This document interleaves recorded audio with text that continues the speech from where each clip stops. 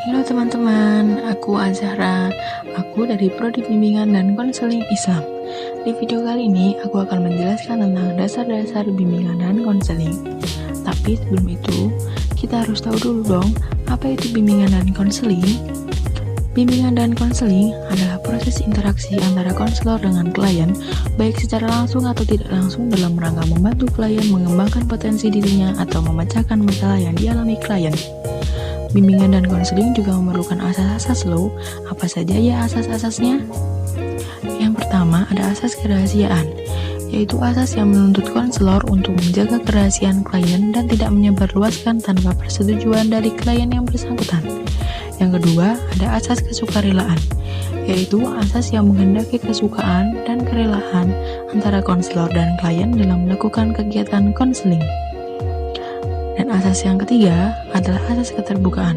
Konselor dan klien hendaknya saling terbuka dan tidak berpura-pura dalam memberi dan menerima informasi selama proses konseling berlangsung.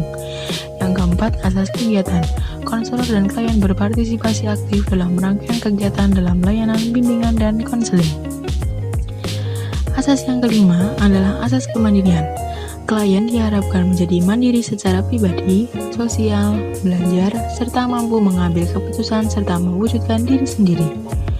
Asas yang keenam adalah asas kekinian, yaitu permasalahan yang terjadi pada klien adalah pada masa sekarang, masa lalu, serta masa depan dilihat sebagai dampak yang memiliki keterkaitan dengan apa yang dilakukan klien pada masa sekarang.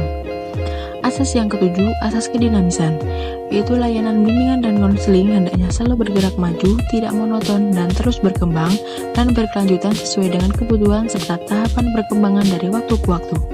Yang kedelapan adalah asas keterpaduan. Layanan bimbingan dan konseling yang dilakukan harus bisa saling menunjang, harmonis, dan terpadukan. Asas yang kesembilan, asas kenormatifan, yaitu layanan bimbingan dan konseling didasarkan pada norma-norma yang berlaku. Asas yang ke-10, asas keahlian. Layanan bimbingan dan konseling diselenggarakan atas dasar kaidah-kaidah profesional. Asas yang ke-11 ada alih tangan kasus. Apabila konselor yang menangani kasus sekarang ini tidak sanggup atau tidak menyelesaikan secara tepat dan tuntas, konselor dapat mengalihkan ke pihak yang lebih ahli. Dan asas yang terakhir adalah tuturi handayani. Pelayanan bimbingan dan konseling harus menciptakan suasana yang mengayomi serta memberi kesempatan klien untuk berkembang maju sesuai dengan potensi yang dimiliki. Sekarang kita masuk ke tahapan proses konseling yuk. Kira-kira apa saja ya tahapan dan proses konseling itu? Mari kita lihat berikut ini.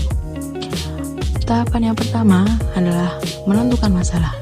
Yang kedua pengumpulan data, yang ketiga analisis data, yang keempat diagnosis, yang kelima prognosis, yang keenam terapi, dan yang terakhir evaluasi dan follow up.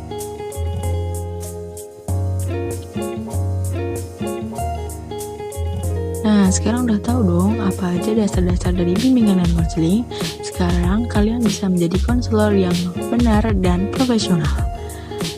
Sekian video kali ini, semoga bermanfaat ya. Dah.